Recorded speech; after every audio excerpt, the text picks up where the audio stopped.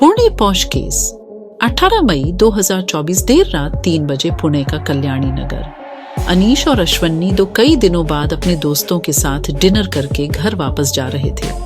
Bike पर बैठे अनीश और अश्वनी बस अपने घर पहुंचने ही वाले थे, लेकिन कुछ ही पलों में कुछ ऐसा हुआ जिसने पूरे पुणे शहर और इंडिया को हिलाकर रख दिया। अश्वनी पीछे बैठी थी, इसलिए मोड़ आते ही अनीश ने अपनी बाइक की स्पीड धीरे कर ली और उसने जैसे ही टर्न लिया, एक बुलेट की तरह 200 माइल से भी ज्यादा की स्पीड से एक गाड़ी उनकी तरफ आई और उस गाड़ी ने उनकी बाइक को एक जोर की टक्कर मारी। वो टक्कर इतनी खतरनाक थी कि अश्वनी जो बाइक के पीछे बैठी थी, बाइक से 20 फीट आगे जाकर गिरी और अनीश और अश्वनी दोनों ही बेहोश होकर सड़क पर गिर गए। वहां मौजूद बाकी लोगों ने तुरंत पुलिस और एम्बुलेंस को कॉल करके उस चमचमाती गाड़ी को घेर लिया। वो गाड़ी कोई आम गाड़ी नहीं बल्कि दुनिया की सबसे महंगी गाड़ियों में से एक पोर्श थी। उस गाड़ी में से एक 17 साल का लड़का वेदांत निकला। जैसे ही वहां मौजूद लोगों को रियलाइज हुआ कि वेदांत नशे में था, उन सब ने उसे मिलकर मारना शुरू कर दिया। लेकिन कुछ ही मिनट्स में पुलिस वहां आ गई और आकर वेदांत को अरेस्ट करके ले गई। अश्विनी और अनीश को तुरंत हॉस्पिटल पहुंचाया गया, लेकिन वो दोनों बच नहीं पाए। उस एक्सीडेंट में उन दोनों ने अपनी जान खो दी, बस एक लड़के की वजह से जिसने नशा किया हुआ था। थोड़े ही घंटों में इस एक्सीडेंट की सीसीटीवी क्लिप्स हर जगह वायरल होने लगी। सबको समझ आ गया था कि इसमें साफ साफ उस 17 साल के लड़के वेदांत की गलती है। अनीश और अश्विनी के परिवार को उम्मीद थी कि उन्हें इंसाफ मिलेगा, पर अगले कुछ दिनों में जो हुआ उसने हमारे देश की पुलिस और उसमें पैसे के लोभी इंसान का घिनौना और शर्मनाक सच हमारे सामने लाकर खड़ा कर दिया। अनीश और अश्विनी के दोस्तों ने जल्दी से अनीश के अंकल से मिलकर सब कुछ बताया। वो लोग सीधा येरवाड़ा पुलिस स्टेशन गए, जहां पर वेदांत को ले जाया गया था। पर वहां जो उनके साथ हुआ और जो उन्होंने देखा, उस पर वो विश्वास ही नहीं कर पा रहे थे। जहां वो अपनी रिपोर्ट लिखवाने के लिए हवलदारों से लड़ रहे थे, वहीं 2 ग्रे मर्सिडीज पुलिस स्टेशन के सामने आकर रुकी और उनमें से वेदांत के पिता विशाल और उनके साथ कुछ और लोग हाथ में पिज्जा बॉक्सेस लेकर अंदर चले गए।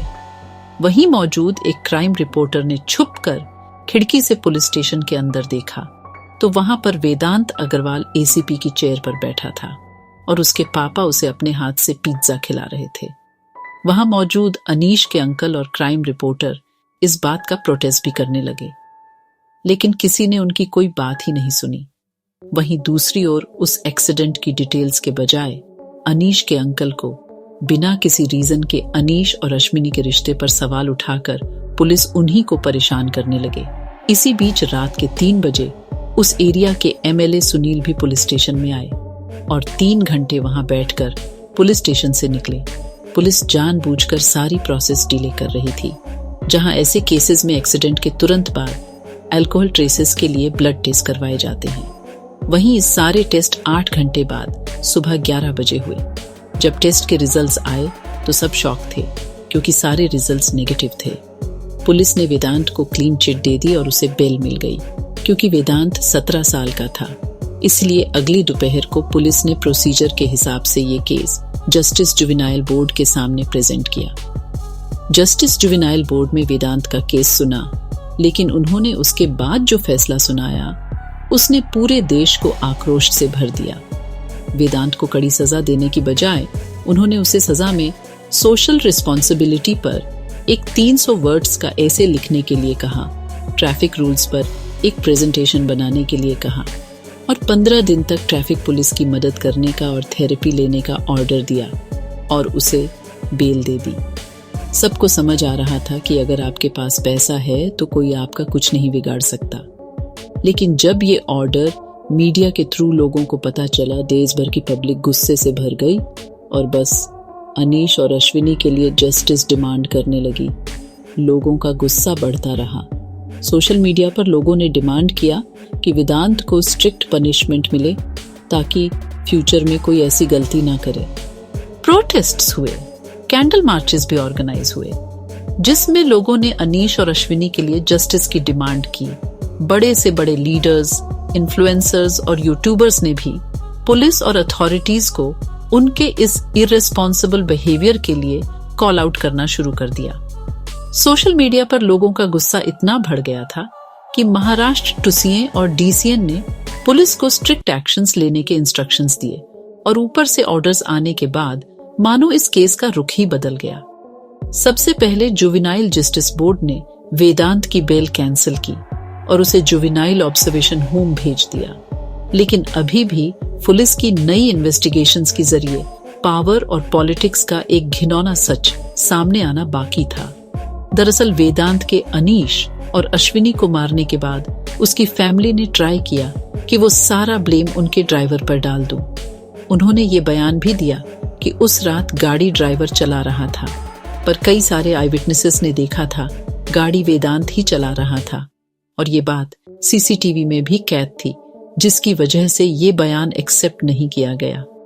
और तो और कुछ ही दिन बाद उनका ड्राइवर भागते हुए पुलिस के पास आया और उसने बताया कि जब उसने वेदांत का सारा गुनाह अपने सर पर लेने से मना कर दिया, तब वेदांत की दादाजी और पिता ने उसे किडनैप करके उसे एक कमरे में बंद कर दिया ताकि वो उससे मेन कराम कर सके।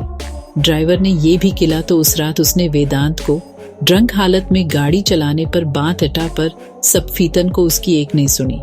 जब उसने वेदांत के पापा को फोन करके ये बताने कोशिश की तो उन्होंने उल्टा ड्राइवर को ही डांट दिया। उन्होंने कहा कि वेदांत उनका बच्चा है, वो जो चाहे वो कर सकता है। लेकिन ये तो बस पावर के ऐसे गंदे खेल की एक छोटी सी झलक थी। जब पुलिस की एक नई इन्वेस्टिगेशन टीम ने सासुन हॉस्पिटल से वेदांत के ब्लड टेस्ट करने वाली प्रोसेस को इन्वेस्टिगेट किया तो वो शॉक्ड हो गए। उन्हें पता चला कि वेदांत के पिता के गिरने पर 3 लाख रुपए की लालच में ऑन ड्यूटी डॉक्टर्स ने वेदांत की सैंपल उसकी मदर के सैंपल से बदल दिया और वेदांत के सैंपल्स को एक टीन के जरिए डस्टबिन में फेंकवा दिया गया। साथ ही साथ वेदांत उस रात जिन क्लब्स में गया था उनकी सीसीटीवी फुटेजेस भी निकाली गई, जहां वेदांत कुछ ही घंटों में अपने दोस्तों के साथ काफी क्वांटिटी में शराब पीता हुआ दिख रहा था।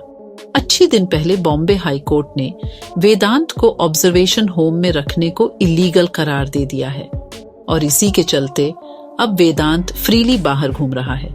उसका परिवार पुलिस कस्टडी में है, लेकिन वेदांत अभी भी आजाद है। 2 लोगों की जान लेने वाला एक बेपरवाह 17 साल का लड़का बिल्कुल आजाद घूम रहा है। अब देश का हर एक इंसान बस यही चाहता है कि वेदांत और उसके पूरे परिवार को कड़ी से कड़ी सजा दी जाए। लेकिन इस केस में गलती किसकी है? 17 साल के बिगड़े हुए वेदांत की, जिसने पैसे के नशे में 2 लोगों की जान ली, या उसके पेरेंट्स की, जिसने वेदांत को कभी अच्छे वैल्यूज और मॉरल्स दिए ही नहीं?